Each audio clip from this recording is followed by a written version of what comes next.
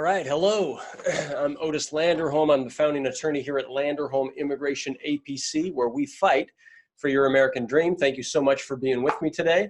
Today, I want to talk about love cases. All right, and so I'm going to share my screen to do that. And let's see here. Let's get into it. I'm going to move my thing here. I'm going to set up a little slideshow. I'm going to switch. Hopefully that does it. Yep, good. All right, you can see me. I'll make my little video a little bit bigger. All right, so here we are, love cases, love case immigration, fiance visas versus marriage cases to if you're married to a U.S. citizen or if you're thinking about getting married to a U.S. citizen.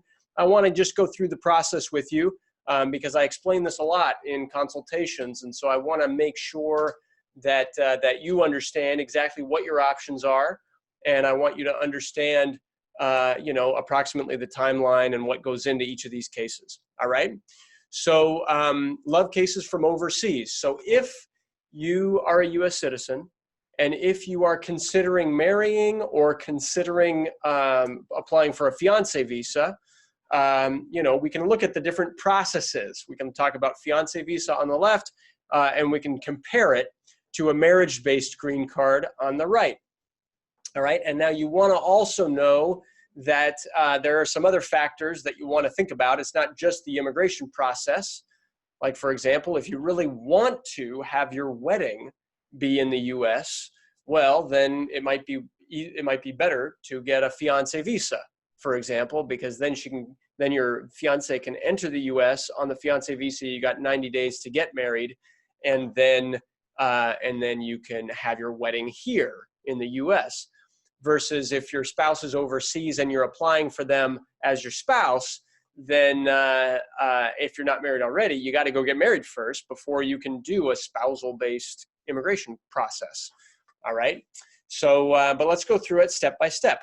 So for a fiance visa, step one is you file the I-129F form. All right.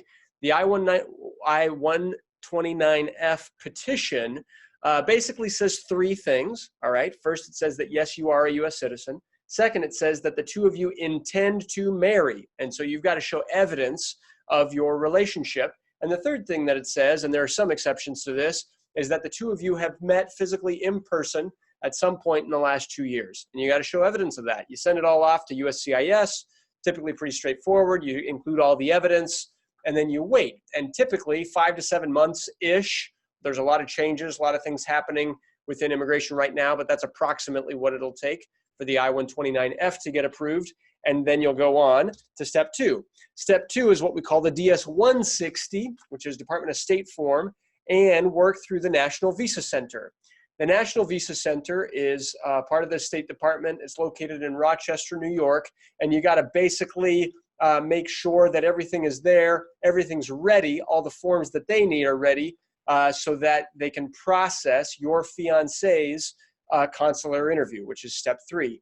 Once the NVC has everything complete, then they'll forward it to the U.S. consulate in whatever part of the world your fiance lives in. All right, and if your fiance is in certain countries rather, will have a longer waiting list to get the case and to get their interview at the consulate overseas. All right. Sometimes this process can take a year. Sometimes it can take more.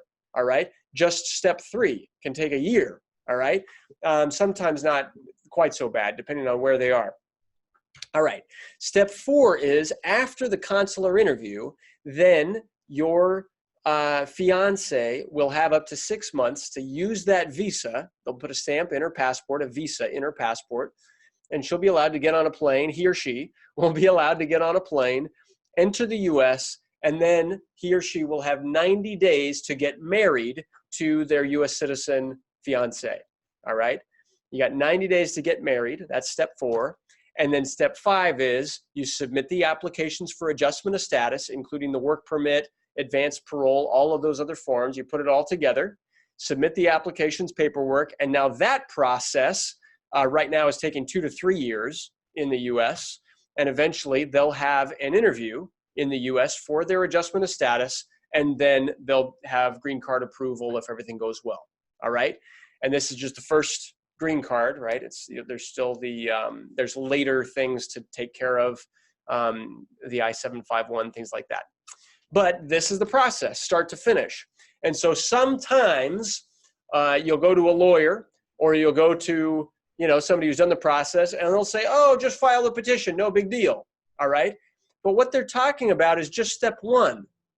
And if you really want like good service through this process, if you really want somebody to help you, step one is by far the easiest part of all of this, which is the fiance petition, which is often where people will start and just they'll quote a fee or whatever for help with that. And that's like it's like you're filling up the tank to go around the corner when really you need enough gas in the tank to get, from one side of the U.S. to the other. I mean, this is a long process. It's going to be about 3 years in total before your fiance is in the U.S. and has a green card. All right, sometimes even longer than that. And so, anyway, just to be clear, which is why often it's recommendable to do the alternative, which is to get married first. A marriage-based case is a little bit slower at the outset, but you avoid several of the steps. And so let me explain it. Step one of a marriage-based case is, well, first you got to get married. But once you're married, then you can just file the I-130 petition, a petition for your spouse, not a petition for your fiance. The I-130, there's more of them that get submitted than the I-129F, so they're slower, all right? They take about a year, all right? Instead of 5 to 7 months, they take about 12 months, 12 to 14 months maybe, all right? And so they're slower to get the I-130 approved. After the I-130 is approved, though, it's forwarded to the National Visa Center, and you fill out the DS-260, not the DS-160, the DS-260, and you process it through the NVC. You got to send sponsorship documents. You got to send your tax returns, things like that. And then step three, same as the other one, your spouse will go to their consular interview in whatever country they're in, which, same as the other one, it depends on which country. Some countries are very, very delayed. Some countries a little bit less so. But with COVID happening right now, it's like everything's very delayed. And so this is just the world we're living in. And it's still good to file whichever one of these you're going to file, because, you want to get it in the process.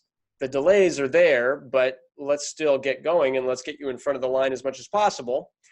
And then step four, and the great thing is this is all there is. Step four is through the spousal case, your spouse enters the U.S., pays a little Ellis fee, and receives the green card, and then you're done, all right? You don't have this whole other application process, this whole other set of hurdles, and interview process and things like that to go through once your spouse is here, because they just get mailed their green card, all right? And so that is why when you're talking to a lawyer, you really want to understand and be able to compare the two processes.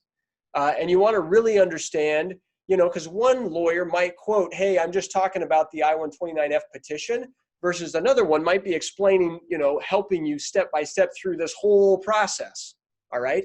And that's a very, very different level of service that you're talking about. So you want to make sure you're comparing apples to apples.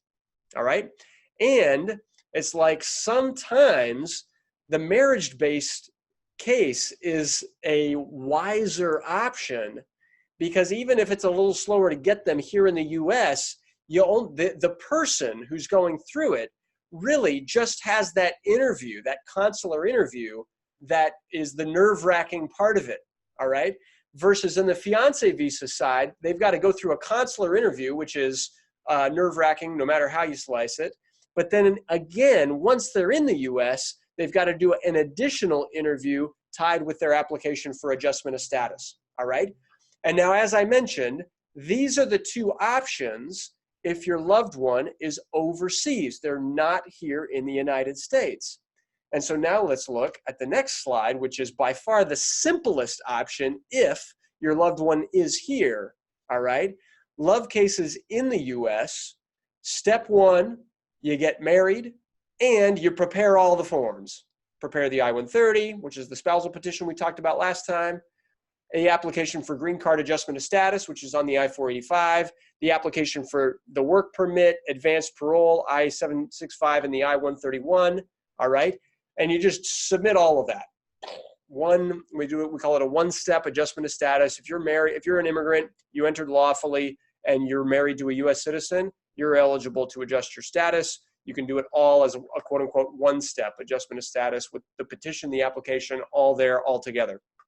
Step 2 then is after the process, they give you receipt notices, then biometrics, then work permit and travel document. Eventually, though, after 2 to 3 years-ish, they'll give you that adjustment of status interview. And then step 3, after that interview, typically 30 days after, if everything goes well, you'll get a decision, you'll get your green card approved. All right. So it's a 3-step process. If they're here, it's by far the simplest process. Yes, it's a slow process still. All right. These cases used to be done in 6 to 8 months. They're now taking 2 to 3 years. Part of that is the current administration. Part of it is COVID-19. Part of it is other things, budget shortfalls within USCIS, things like that. But that's just the new reality. This process is still, even with the delays, it is still the best, simplest, quickest, most painless immigration process that you're going to find to get your spouse the immigration status that they're after. Okay? Hopefully this was helpful. Thank you so much for being here with me today. If it was helpful, please give us a thumbs up on our video. Please subscribe to our channel. And hey, if you have any other questions, I've got a little questions tab. If you do have any other questions, please don't hesitate to contact my office. All right. Our office, I don't mean to brag, but we are awesome and we are here to help, and we're good people. And so, you can call in, schedule a consultation, and my team will take care of you. All right. I promise that. So I'm going to stop sharing my screen. I really appreciate your being with me here today. I'm Otis Landerholm, Landerholm Immigration, A.P.C, where we fight for your American dream. If you do have any questions, we'll put our phone number here below this video. And yeah, I hope this was helpful. Thanks so much. Bye-bye.